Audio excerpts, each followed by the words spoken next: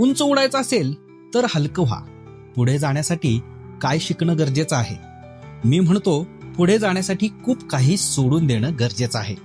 विमानाने प्रवास करताना तुमच्याकडे मर्यादित सामान असतं, कारण हवेत उडायचं असेल वजन जास्त होईल आणि त्यामुळं इंधन जास्त लागेल.